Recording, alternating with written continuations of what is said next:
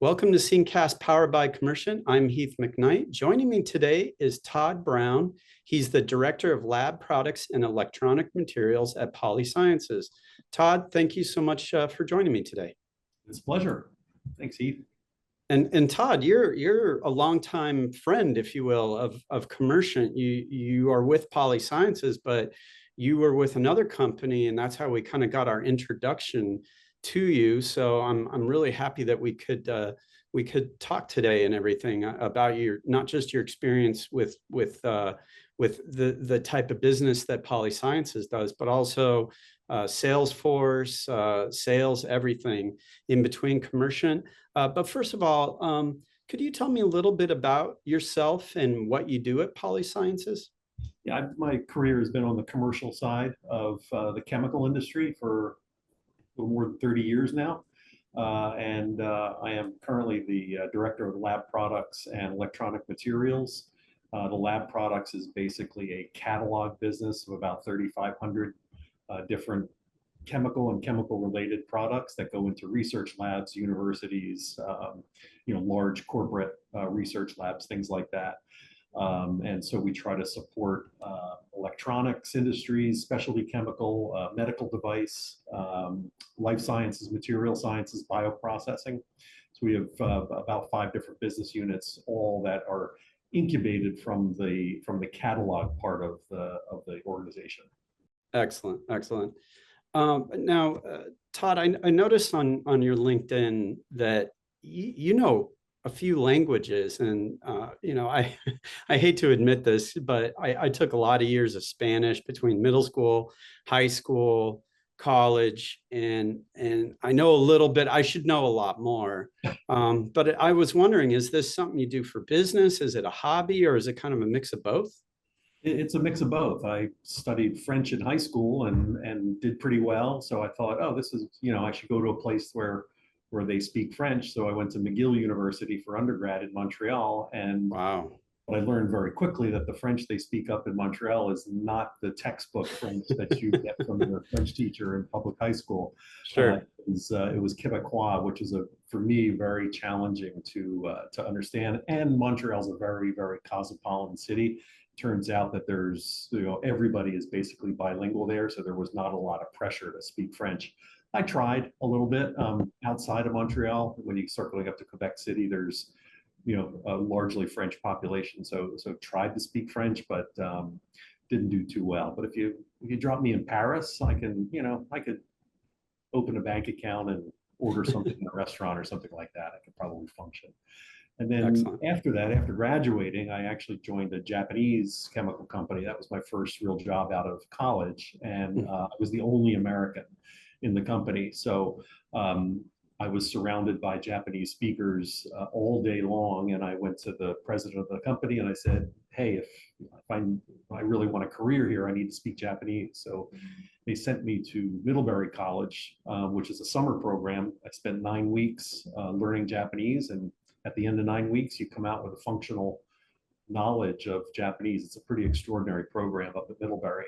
And then transferred to Japan for a couple of years. So it was completely immersed in Japanese. And so it was certainly a business decision to learn Japanese, and I'm grateful for it. And it's been a hobby ever since. The culture and the language is really, really interesting. And then recently, I started spending a lot of time in Costa Rica. And so in order to function down there, particularly outside of a major city or the major tourist areas, you really need Spanish. So I've been learning Spanish at a street level. So again, can go to a bank, I can go to a restaurant, I can get myself understood, but I would certainly not qualify it as anything close to fluency. Awesome. And that's really fascinating that you spent time in Japan and everything and down in Costa Rica. And I think that's really how the best way to learn another language. Kind of segueing into Polysciences, and you had spoken a little bit about the chemical industry and everything. What is Polysciences' specialty? Specialty is low volume, very high value products. So think about a pacemaker, for example, where it takes, microscopic quantities of a coating, for example, for it to be biocompatible. That is an area that Polysciences would participate in.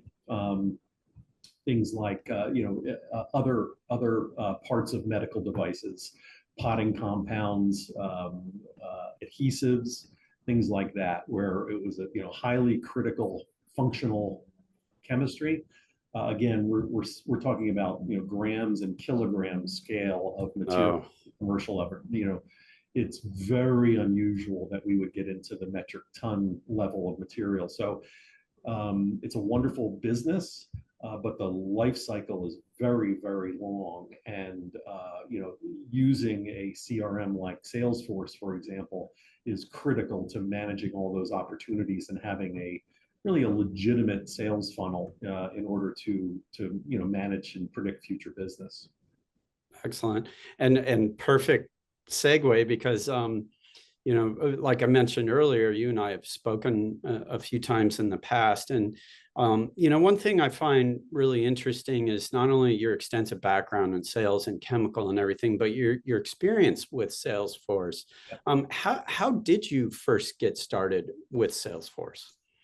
The first actual CRM, I believe, was quite a long time ago. It was called A4, which I doubt is in existence anymore. And it was really more a relationship, a relational database that you kind of had a user interface that you could kind of roll out to people on their screens. But it was clunky, because we're talking about 25, 30 years ago. But about 15, 20 years ago, I learned of Salesforce because a colleague of mine was familiar with it. And I instantly embraced it, because being in the chemical industry, particularly in a manufacturing type of industry, where ERP systems are widely used, one of the gigantic missing pieces of the puzzle is the commercial side of the business. The ERP will capture history, right? It captures invoices and sales, and after a purchase order has been committed to. It doesn't capture any future information at all. So, in being on the commercial side of the business and not being able to organize, other than Excel spreadsheets, organize future business, it's just not practical. So I immediately embraced Salesforce, and then the natural extension of using the CRM is integrating it with the ERP system, so it becomes a much more meaningful repository of information. Excellent. And how many companies have you worked with where either Salesforce was implemented or was already in place when you came in? 5, actually. I've 4 of them where I actually implemented from zero. Wow. And the current one, Polysciences, had Salesforce, but it was being badly underutilized. So part of the reason why I got this job actually was putting Salesforce and the integration of an ERP system into Salesforce on my resume, and that really piqued people's curiosity here, because everybody kind of knew academically the value of a CRM like Salesforce, but they were just having a lot of difficulty applying it organically. It was just not being, in my opinion, not being used successfully. Understood. How did you get them back on track with Salesforce and get that buy-in to really take advantage? So it's not just, like a piece of software that, we got it, but we're not utilizing it. What were some of the things you did to help get people kind of on board with Salesforce and really get using it? To me, the 3 kind of pillars of Salesforce is the reporting capability of it, the dashboard capability, and then the engine behind the reporting and dashboard is the integration. My personal feeling is people are doing an enormous disservice by using Salesforce as a standalone piece of software. As soon as it was integrated with our ERP system here at Polysciences, everybody immediately saw the benefit, because now when they come in the morning and they turn on a dashboard or they view a report, it's effectively real time. And so you're seeing data, whereas I always argue an Excel spreadsheet or a chart generated from Excel is immediately obsolete. The minute you save it, it's obsolete. Whereas Salesforce has real-time data, and then as people saw that type of reporting and visual aspect of Salesforce, it pretty quickly gained acceptance. In fact, one of our subsidiary companies, I actually sold them on Salesforce. So they picked up a bunch of licenses of one of our subsidiary companies, just based on being able to look into Polysciences and seeing the value of it. Excellent, excellent. And so far now that Salesforce is a little bit more in place, and obviously Commercient, we're syncing your ERP, SAP Business One. How has Salesforce been helping Polysciences to grow sales? How and also you mentioned something that I thought was great, that when Salesforce is really well utilized, it becomes like a crystal ball, where you can see things like, okay, why did this sale happen, or why did it not happen? Sales forecasting and stuff. And I think a good part of that you had mentioned is also that data coming over, order history, what people have ordered, what they're not ordering, invoicing, et cetera, that we're syncing over. Yeah, again, I think that the crystal ball is a fairly accurate description of Salesforce if it's used properly. The opportunity object, the lead object, which we have actually integrated with our website. So anybody that fills out a contact form on the website, immediately a lead is created inside of Salesforce. It goes through the assignment rules and it assigns it immediately to a person that can, very quickly get back to the potential customer. So right off the bat, that experience that the customer has using Salesforce kind of in the background, they immediately get a response that their request has been received, and then they get a follow-up with the appropriate person. Prior to that integration with the website, the lead would come in via an email, and there were 8 or 10 people that would look at the email on a regular basis, and they would pick the ones they wanted to respond to. So if it was a particularly thorny question, sometimes that just wouldn't, it wouldn't rise to the top. So, but now, not only does it get assigned to the appropriate person, but then there's also dashboards, dashboards that show how long it takes for someone to respond, what the level of engagement is with that customer. It also gives the responder inside Polysciences the historical background to respond favorably. So if somebody is a traditionally very good customer with a multi-million-dollar relationship with them, you're going to respond differently than if somebody is coming out of the blue and saying, I want a 10 grand free sample. So we get that entire range of issues through the web to lead function in Salesforce, and it becomes an incredibly meaningful tool. And again, rather than invest in more and more people, we invest in that technology and managing that information in order to get an appropriate response to the customer. Excellent, excellent. And what Salesforce apps are you using? Sales Cloud? Are you using Marketing Cloud, Tableau, any of the other apps? No, so right now it's just Sales Cloud. My experience in the past is loading people up with things to do and areas to navigate within Salesforce has been a real problem in terms of fully embracing it.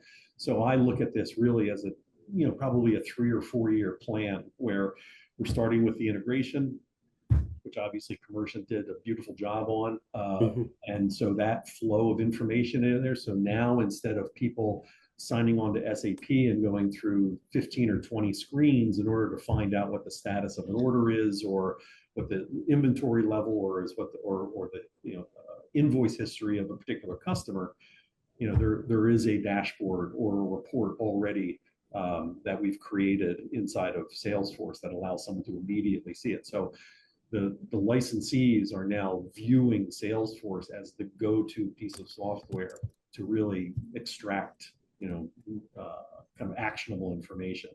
Awesome. And that's fantastic to hear. Are you taking advantage of, and I think sometimes you don't even realize you're taking advantage of Salesforce's Einstein AI solution? Yeah, so we use the what's it called? The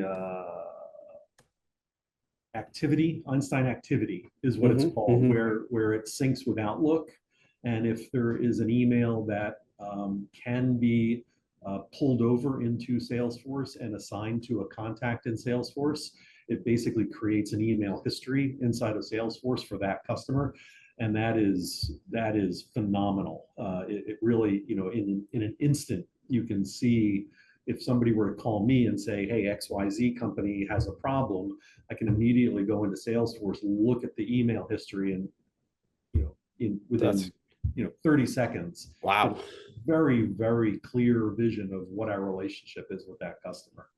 And that just helps if there is a problem or about to become a big problem, help hopefully kind of smooth things over and keep the customer happy. Because, sometimes I think customer service more like, I guess, like at a store or something like that, where an economist would say, well, you don't want to lose this customer. They could represent a few $1,000s. But when you're looking at a company that's a huge conglomerate, it could be millions of dollars that you in sales that you don't want to lose.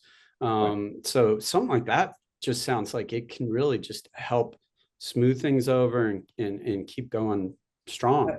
Yeah, I mean, that's exactly right. We have some, very complex relationships with some customers that are global manufacturing companies that have, very critical, sensitive parts that they're manufacturing. And so if somebody in that company were to go on our website, some researcher, for example, go on our website and say, oh, this is an interesting product, it comes through the web to lead into Salesforce, somebody answering that might not be familiar with that relationship. They might not be part of that business unit that has that active relationship with them. But by virtue of Salesforce, they see the company name, they can look on the account, they can see the sales, they can run a report on that customer and immediately see, oh my gosh, this is a significant customer. Yeah. And oftentimes, not even respond to them, actually forward the lead to the lead salesperson for that account, so that the account manager can manage the entire approach rather than have lots of people contacting lots of different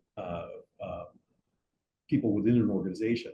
So again, Salesforce allows us to route that information to the appropriate person and put on a much more coherent window into Polysciences from the customer perspective. Gotcha. I'm imagining all of these processes, but really all the customer knows is a really good experience. And as you said, that you don't want to have too many people. If it's a significant customer doing potentially significant orders, it's like 1 or 2 points of contact. But Salesforce is kind of keeping the messaging, keeping everybody on the same page. We have a really good friend who's a consultant, and she said, and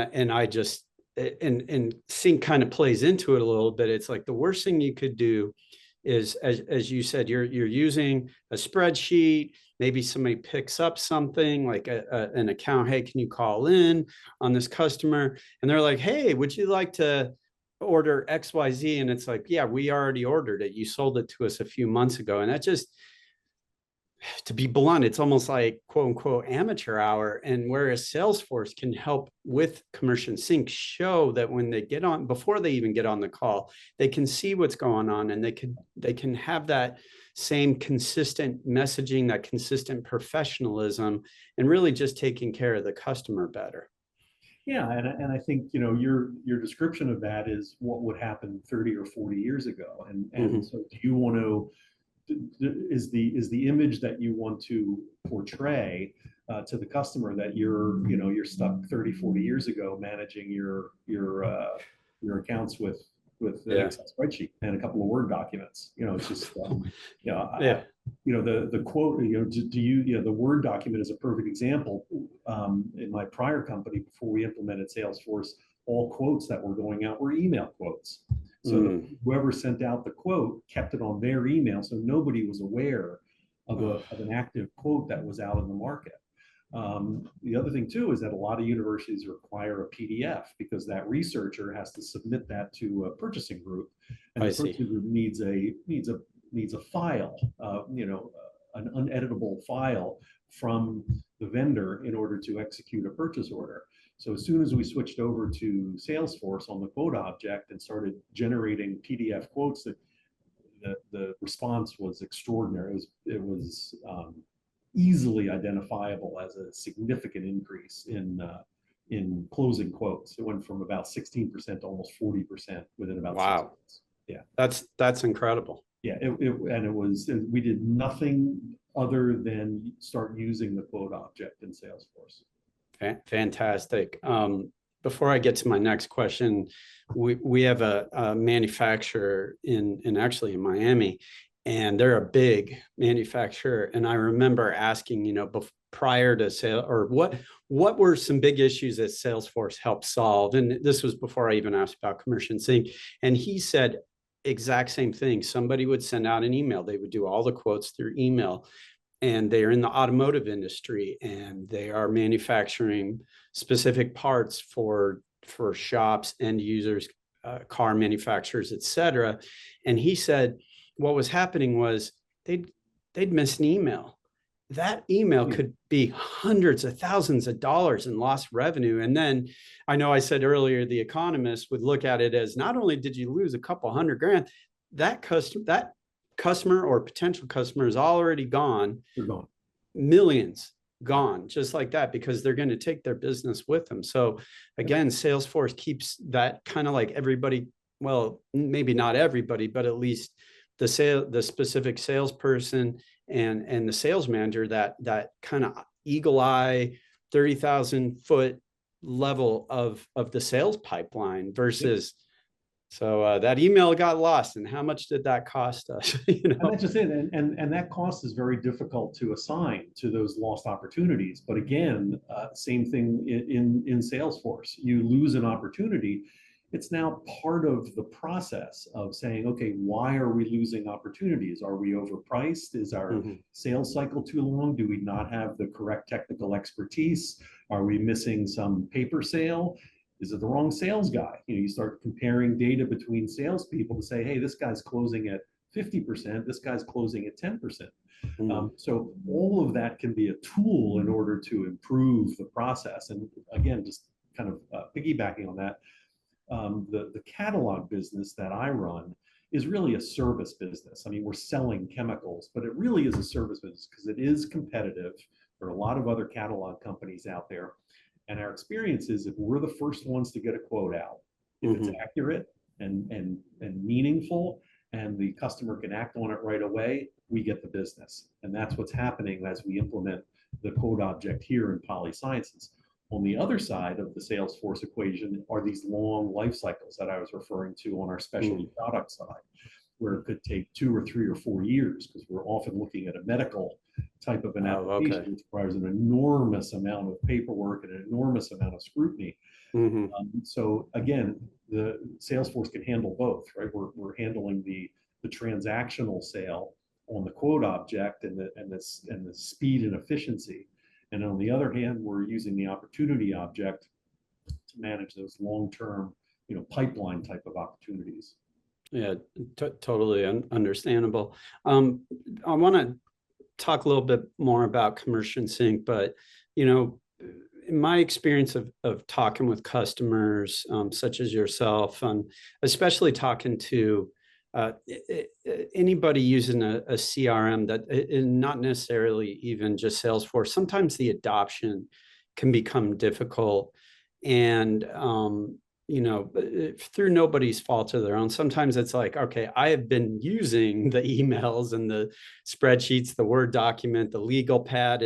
I've heard this before. It's in my head, the Post-it notes and everything. And sometimes it's really hard to not only adopt a new technology, but also a new way of thinking.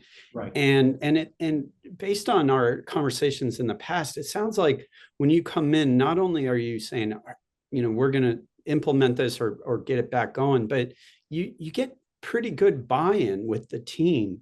Yeah. And I was wondering, when you are talking and working with the team, how do you get that buy-in? I mean, I think for me, it's a hugely collaborative environment now. I think you're going to have a tough time finding a company where one guy is going to cradle to grave, cultivate, incubate an opportunity from an idea all the way through to an ongoing sales order or an ongoing relationship with a customer. I just think those days are over. Mm-hmm. And particularly the size of Polysciences, we're a family-run company, a family-owned company, but it's a pretty good sized company. There's several hundred people in the company.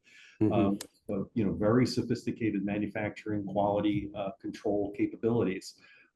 So for me to kind of say, oh well, I've been around, and so I can find a customer and I can take them all the way through, I just think is really naive at best. So I always push the collaborative side of Salesforce. Whatever knowledge that I have, it only is good for me if it's on my desk or in my head. As soon as I put it into Salesforce, now it's good for the company. And that's the other thing I say also is that Polysciences is paying me. And my job is to give them as much information as possible. So by putting call reports, phone calls, call logs, meeting notes into Salesforce, that's going to be there for this year and next year and 5 years from now when I'm, hopefully retired. Yeah. and it still could be actionable information 2 or 3 or 5 years later. Sure. So that to me are the two critical selling points. Is this information is not mine; it's the company's. And by virtue of putting it into Salesforce, it becomes this much more collaborative environment, which I think is just a healthier situation. Yeah, awesome. And I also kind of imagine that there might be, and this is no offense to anybody that is doing this. It's you're coming at it as a peer.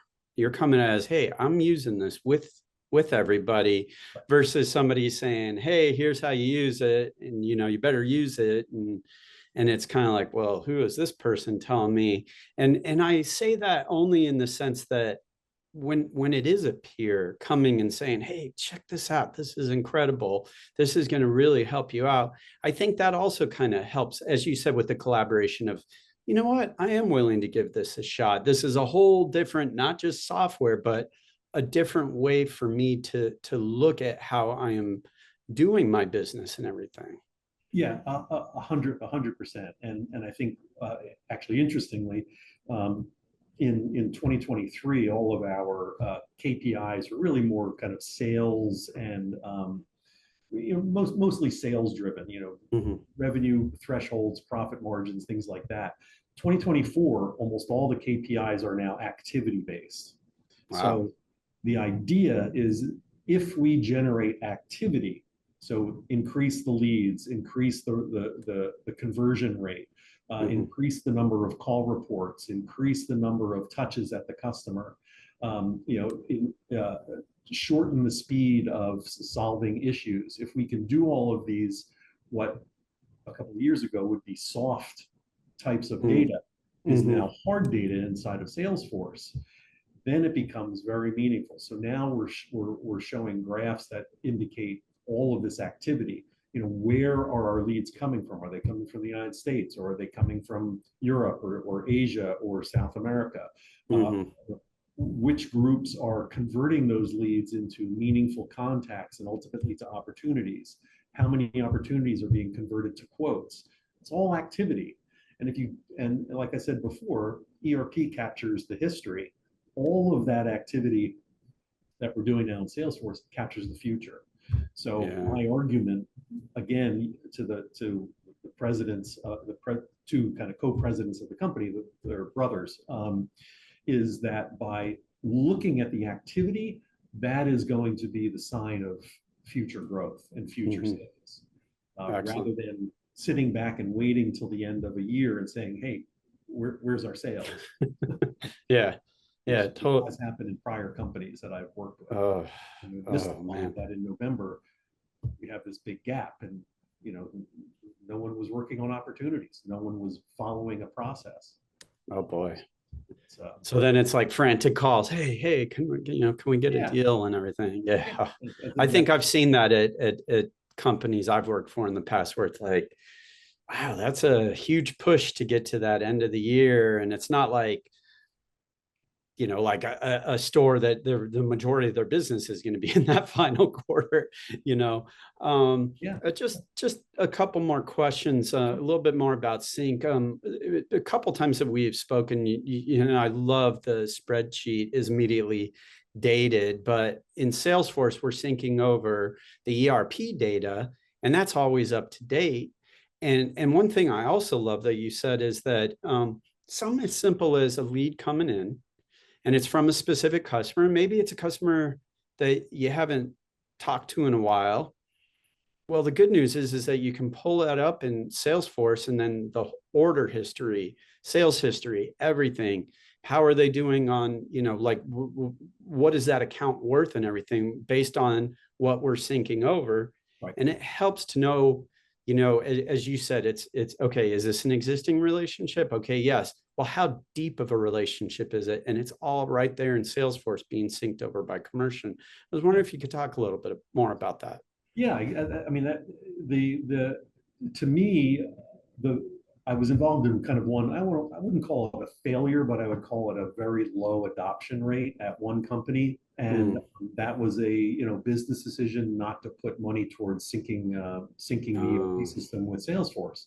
So what happened was people viewed Salesforce as this data dump where people were putting information in and really not getting anything out. People were putting in call reports, they were putting in contacts, they were putting kind of activities and little tickler files and things like that.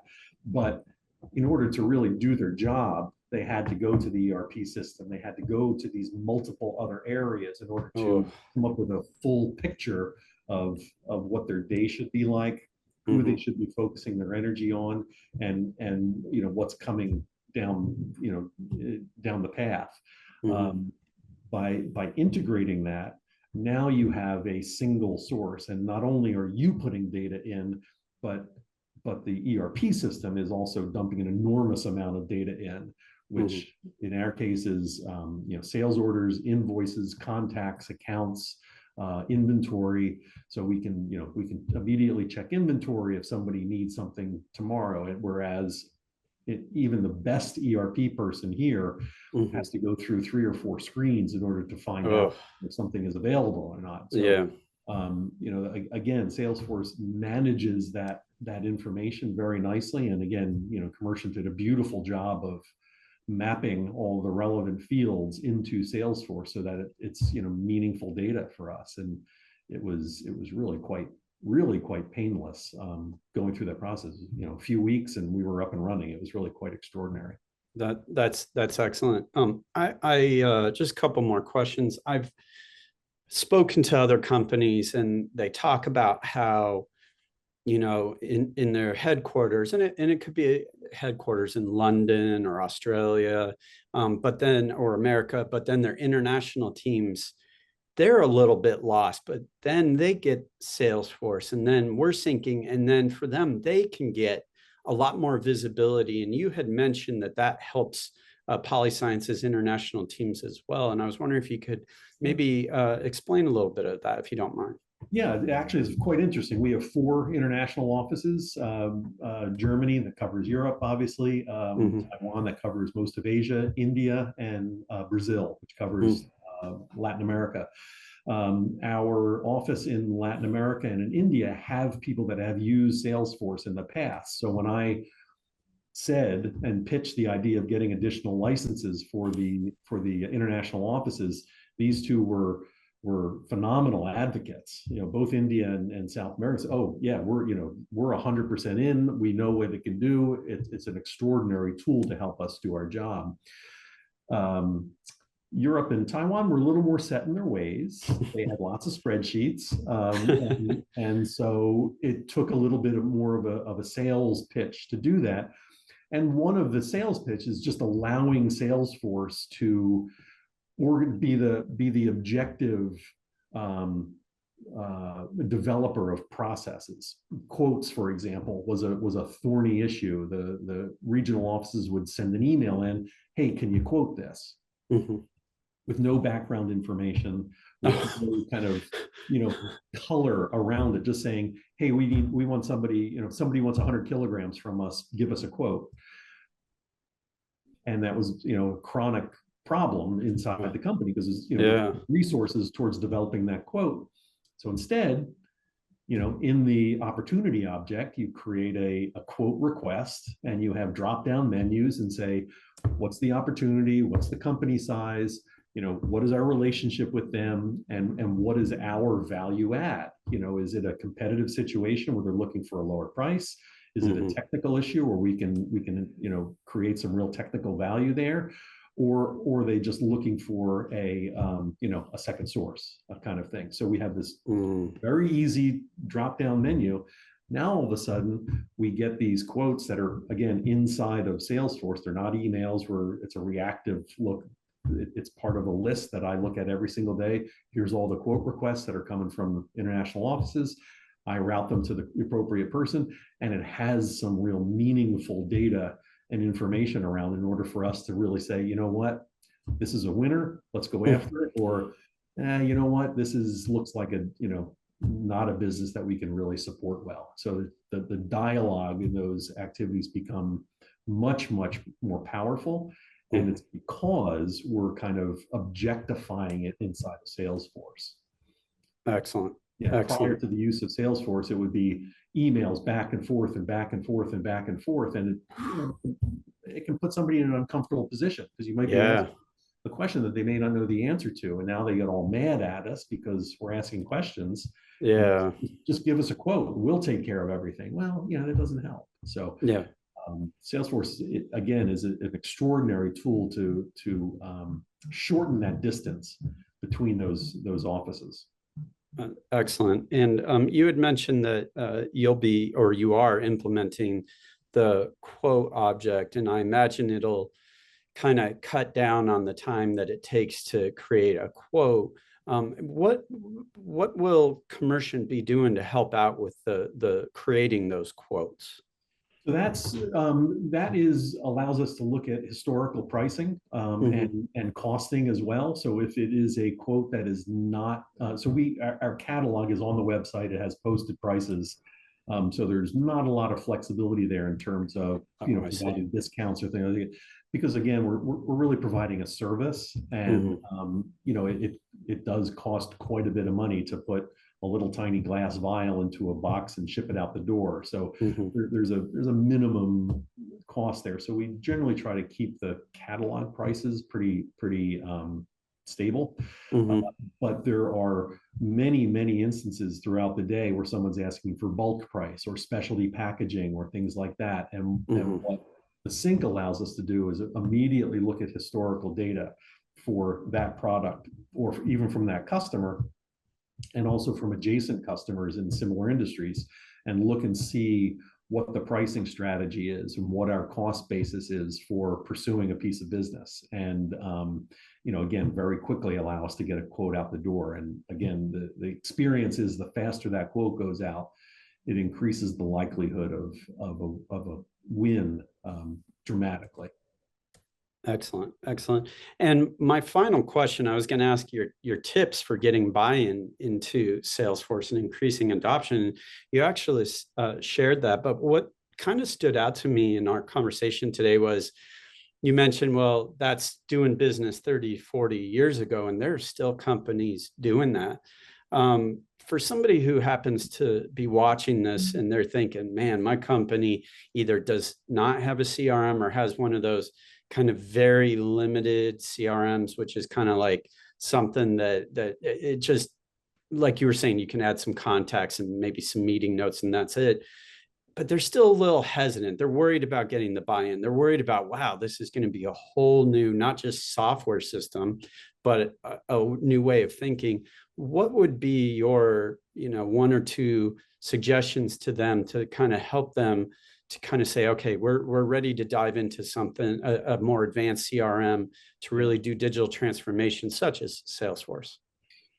Yeah, I mean, it can be a little challenging, but I think the critical thing is to find someone that has had experience in their segment, that has applied Salesforce in a meaningful way. And by meaningful, I mean not just opening the box and installing the software and saying, okay, my job is done here. Mm-hmm. It means customizing it, adding custom objects, syncing it with ERP systems or your website, putting it in the place as it should be, as the hub of the commercial side of the business. It's never going to take the place of an ERP system. You're always going to need an ERP for manufacturing and invoicing and things like that in general. But from the commercial side, from the sales side, from customer service, from technical service, from quality issue management, Salesforce is an extraordinary tool, but it can be intimidating. You open it up and you turn it on and you get a license. And whoa, where do I start? Yeah. And I think the critical thing would be to have someone in your segment aware of what the capability is, so that they can populate it with accounts and contacts. They can modify some of the screens to provide meaningful data, can create those first 10 or 15 reports, create a meaningful dashboard, so that when the people come in the morning, and this is what I say to people, first thing you should do is just turn on Salesforce, go to a dashboard, refresh that dashboard and see what's happening. Just give it a 30-second look. And over time, people say, that's how I start my day. It's you don't have to prompt them anymore, because they realize that this is an incredible, useful tool. Yeah. And then you say, okay, this dashboard can do it. Oh, can you do this? Can you show this customer? Can you filter this? Can you show me historical data on a certain business unit? And all of a sudden, it opens up this huge opportunity for people to start slicing data the way they see fit, not the way, kind of from a global perspective. Okay, here's one Excel spreadsheet. Where do I start? You can turn on, get your dashboard, drill down, and really start acting on meaningful data very quickly. Excellent. Thank you so much for your time today, Todd. I really appreciate it. How can our audience learn more about Polysciences and also about you? Polysciences.com is a wonderful place to start. It's filled with information. We have a pretty extraordinary catalog, again, for life sciences, material sciences, biomedical, electronics, some really interesting stuff there. Polysciences has a couple of subsidiary companies, one called Kyphora Bio, which is a very, very interesting company. It was just spun off January 1st. Wow. And I'm assuming they're going to have their own iteration of Salesforce right now. Right now, we're sharing some licenses, but that'll peel off in the near future. And I'm sure they'll need Commercient's help, and I'll certainly steer them in that direction. Awesome. We also Polysciences owns a goat farm, so we make our own skin cream too. So it's called Whoa. Yeah, so it's a really, really interesting company. Like I said, yeah. it's family owned. Mike Gott has built this company up over the last 40 years and is in the process of handing it off to his sons, Andrew and Ryan, who are just extraordinary people to work with. I say to everybody around here, I wish I had found this company 20 years ago. It would have been much different experience for me personally and career-wise. Excellent. Excellent. And how can they learn more about you? I guess I'm on LinkedIn. I'm not a huge LinkedIn guy, but LinkedIn is a good place to start. And I think it's a pretty varied career. I think it's captured pretty well there. And yeah, I'm happy to talk certainly about my experience with both Salesforce and Commercient. Nothing but good things to say about both of them. Excellent. Thank you again for your time today. You bet, Heath. Take care now. You too. Thank you for watching and listening to SYNCcast powered by Commercient. If you'd like to learn more about SYNC, ERP, and CRM data integration, please visit our website, commercient.com. Thank you.